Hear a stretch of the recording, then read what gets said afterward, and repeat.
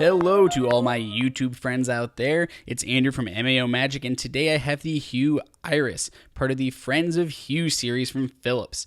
Just like many of the other bulbs in the Hue lineup, this is going to come in LED form, and it's going to support 16 million colors. The main difference between this and the Hue bulbs is those are actual bulbs versus this is a standalone light. So there is no fixture that you need to screw the bulb into. It is actually its own light by itself.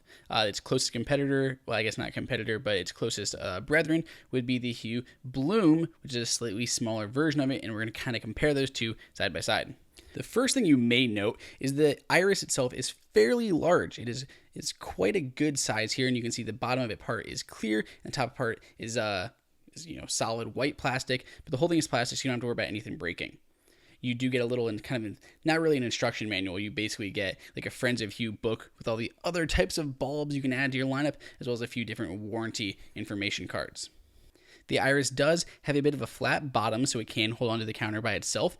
I do a little bit worry because of the size. I can see my cat kind of jumping up here and knocking it over and have it roll, which is probably good that there's no plastic or no glass or anything else in it. Compared to, say, the Disney one, the power cord is not detachable, so it is a completely attached power cord.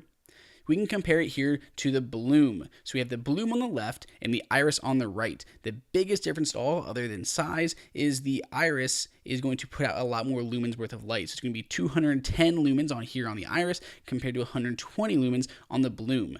The best thing I can tell you is if you don't want the light to kind of be seen, go for the Bloom. If you kind of want it to be a striking accent piece that people are going to be able to see, go for the Iris. They're both going to be the same thing of just directional accent lights that you can kind of put on tables, counters, behind stuff, towards photos on the wall, anything like that. So they're going to serve the same purpose, just one's going to be a lot more powerful. Now let's take a look at the app itself, as well as how to add new lights to our system. You do have to have a Hue bridge already on your network before you can use these lights. We're going to swipe open the left menu, go to Settings, and then go to My Lights. We're then going to hit Connect New Lights and do an automatic search where it's going to search my network for any new lights. Here, Living Colors 1 was added at the bottom of our list, which we can then rename to whatever we'd like. We see this notification here, which is letting us know that a new light was found in our network, and we can go ahead and dismiss that message. We go back up to My Lights, and you can see here we have the new Living Color light here at the bottom. We can pull this menu down and get a kind of color wheel. We can move this around and choose any of those 16 million colors that they're allowing us to choose from. Even though they say 16 million, a lot of them are very similar, so you're not really maybe getting as many as you may think. You cannot, however, go all the way to the top. So right here at the top, it gives you just that white color spectrum between white and cool lights. You're going to be kind of stuck here on the bottom, even though you do have basically the same color options as that yellow and that blue. You can still access them, just not from this color section here on the top. You can group lights together by pulling the little choosers right over top of each other. They will group into little sections, so you can move them all at once. So that way you can keep colors or lights the same color. You still have access to alarms, such as alarms in the morning, which you can set to a different scene, such as a sunrise in the morning. You have access to geofencing, so you can have your lights turn on or off as you arrive or leave, respectively. And there's an access to all the different Hue apps that they've kind of provided in this curated store. So a couple to note are IFT, so you can do if this then that, such as using your Jawbone up. If I wake up, turn my lights on. There are a few other cool ones such as iConnect Hue, or a lot of the ones that allow you to kind of sync your lights to music if you're having a party and you want to flash it around like some discotheque. Other than that, you can check out the lights individually and change them, or you can set them up in scenes, which is kind of like a pre-configured configuration based on a photo or whatever you'd like.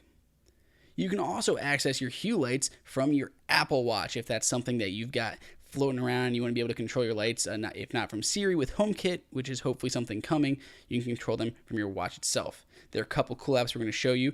First one up is going to be the actual first-party Hue app from Philips, which is kind of limited. You can basically pull in some of the scenes.